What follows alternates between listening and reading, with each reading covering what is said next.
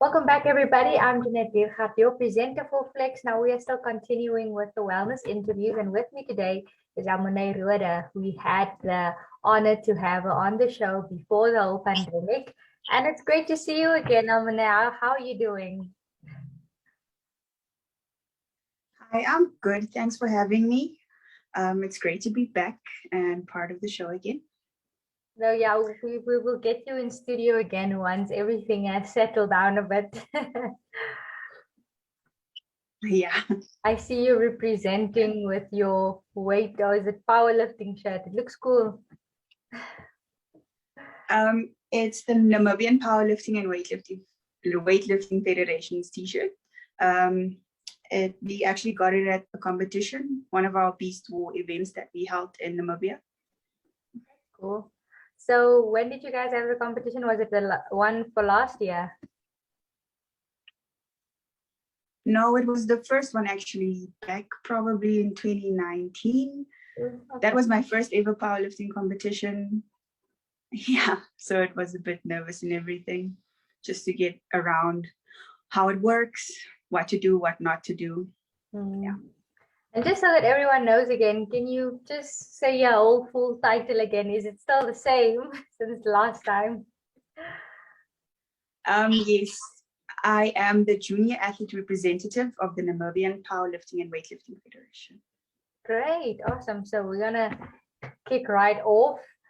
Seeing that we all are in a pandemic and these waves it doesn't stop. What's your thoughts on the COVID-19 pandemic? Okay, a lot of fear goes around it. But I also feel that we should keep a positive mindset because everything happens for a reason, and we just need to look at the bright side of things despite what we're going through, and just to live according to the rules and regulations set out. Absolutely. And how has this impacted your powerlifting training and your expectations that you had for this year? Well, I was actually gonna take a break for this year due to my shoulder injury. I still have to do a lot of rehab and just get everything, get my strength back, get back in the game. So it didn't affect me that much, but it also did affect me in the sense of I love going to the gym. It's where I put my everything into basically. But I do have a home gym, and during these months where we literally, like now, where we have a lockdown for a month, it's hard because you still basically, when you train with other people, they motivate you as well. And I was training at the Center for Performance in Prosperita, and it was just a great environment because you keep on pushing, you keep on getting stronger, and you just see results constantly. And not being able to go, it's a bit sad in a sense, but we still have a WhatsApp group. We still keep in contact. My coach always sends us the programs, and then because most of us, we do have a little bit of equipment at home, and then he basically he just sends through a program, and he adjusts it just according to what we do have at home. If it's a water can, whatever you can find, basically. Oh, that's awesome. So we're still keeping active, and he had, yeah. But how has your motivation been besides them also there on the sideline helping you? Is it easy to wake up and do it at home? How has your experience been when it comes to the training at home? Okay, it hasn't been easy. Usually I would go to work, come back from work. Didn't have much motivation to do it, but I kept pushing through because it's actually fun, and I really miss it, just lifting heavy weights. And it's just a stress relief at the end of the day. I'm not gonna lie, motivation has been hard. It's what you have your goal set onto that has to keep you motivated at the end of the day. So it all depends on your goal, what you would want to achieve, if you are gonna sit back and take a break. Because at the end of the day with powerlifting, if you take a break for more than a month, scientifically speaking now for more than a month. If you don't train during that month, you basically lose your strength. So it's best to do your volume training and increase your muscles. And at the end of the day, we still do get stronger, but it's quite crucial what we do during that month. No, that's true. So how can I say, what has kept you going with your discipline and your motivation, besides knowing that, you know, that you're going to lose your strength if you don't exercise? What kept you motivated and disciplined? I think discipline is the one that plays a bigger role than motivation. Yeah, no, really it does. Basically, the reason why I actually started powerlifting wasn't actually because of me. And I think that is an important thing. If you have to look at the bigger picture, make the goal something that is achievable, but also be true to yourself as well. What would you want to achieve and how this can benefit other people? My main goal was basically, I am doing it for women empowerment in general. So that is my drive. That is what keeps me pushing every day. If I don't train, I feel so bad because I started for a reason, and not doing it just makes me feel bad. And I want to do it. And I still want to continue to motivate people, inspire people on a daily, whether that is women, males, whatever you classify yourself as, just people in general. And just to keep pushing through, and especially during these hard times, just to see actually a workout video you see on your social media or whatever, it actually motivates you in a sense, even just to go outside for a walk, get some fresh air, sunlight, and just enjoy life and the moment. No, I fully agree with that. I like but yeah, the whole part of enjoying life and the moment.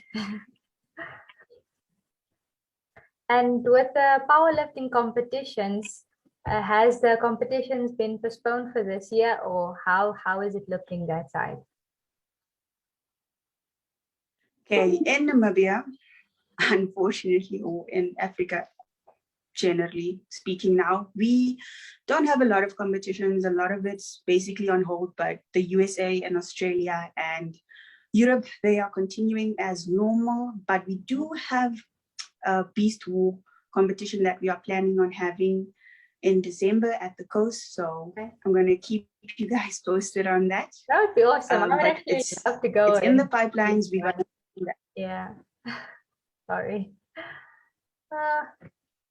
It's fine. Okay. Wait, let me just open up here again. Cool. And seeing that, I think is it 11 athletes that we have that's competing in the Olympics. What's your thoughts on the Olympics, and can we see you there one day? Okay, powerlifting. Okay, let's start with basically powerlifting isn't really an Olympic sport, only a Paralympics. We have some competitors going for the Paralympics, but powerlifting is more of a world game sport. So that is going to take place in 2022. Hopefully I'll be there. I'm gonna continue my journey, and hopefully you'll see me there. No, and all the best to all the athletes.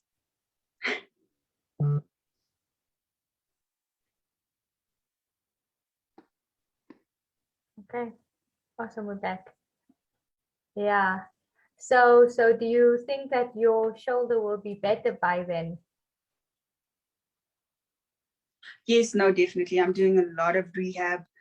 I had to start from the bottom again, and it's been a journey, but it also showed me where I was, and it showed me that I can also be there again at the end of the day.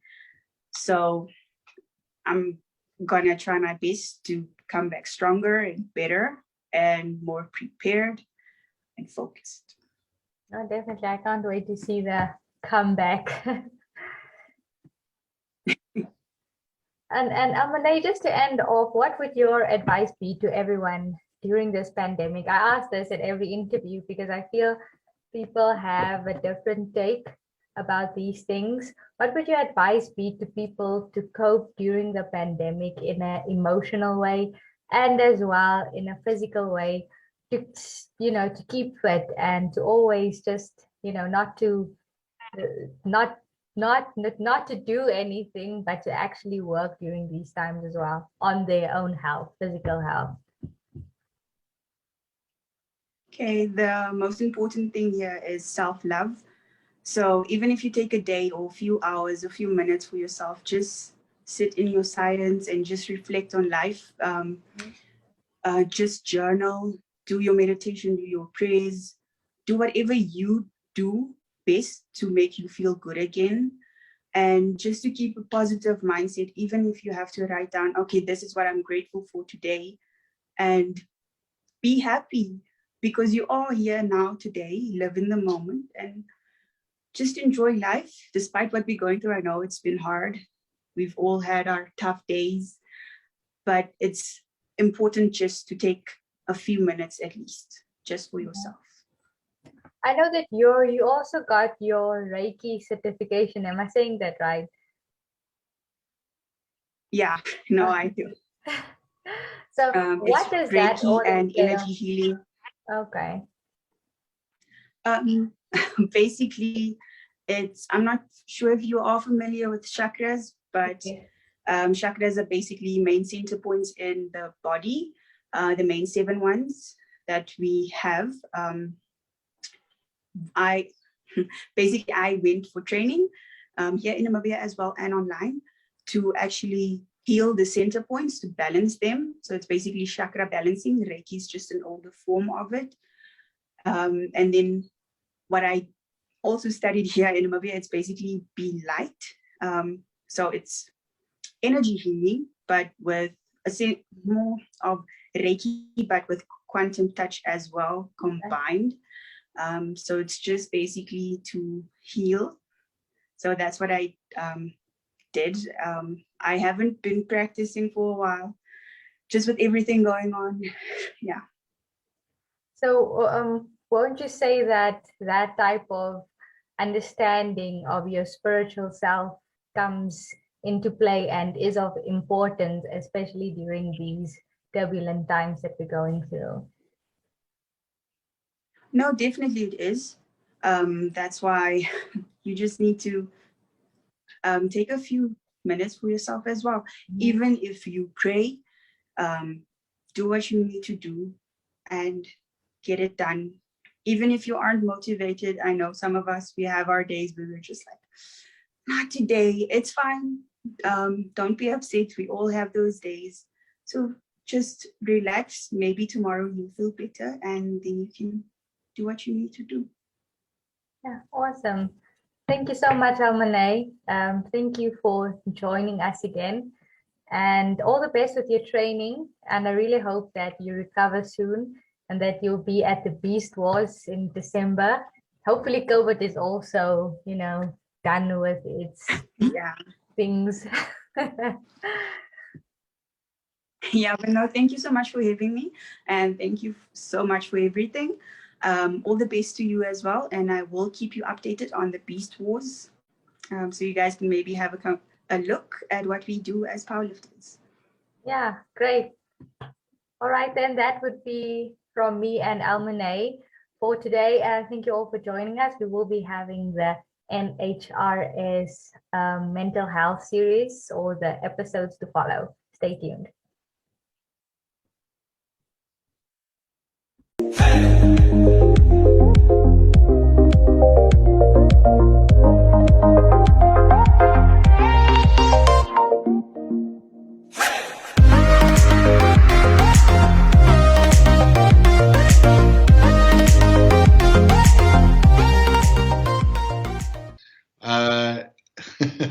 So Leo, how are you today?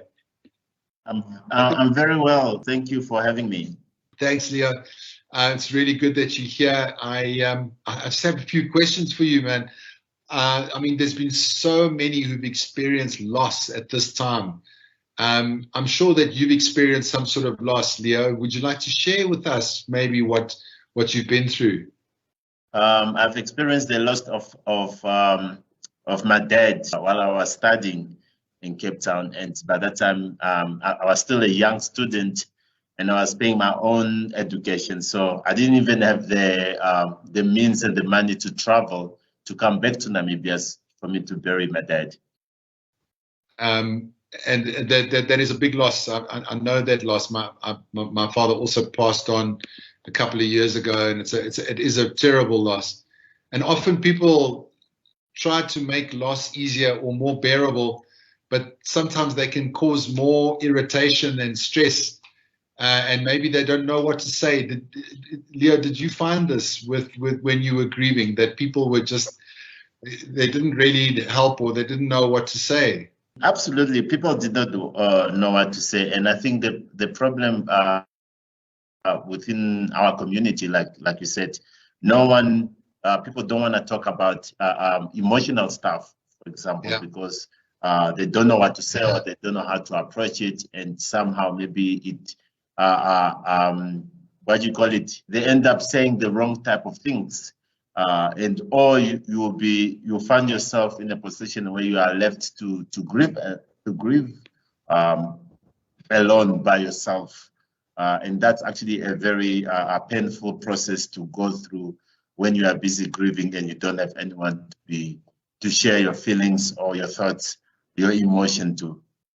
Yeah, it can be a very lonely place when you're grieving, and that's the thing. Everybody always expects us to put on the brave face and to smile and to be happy. Yes.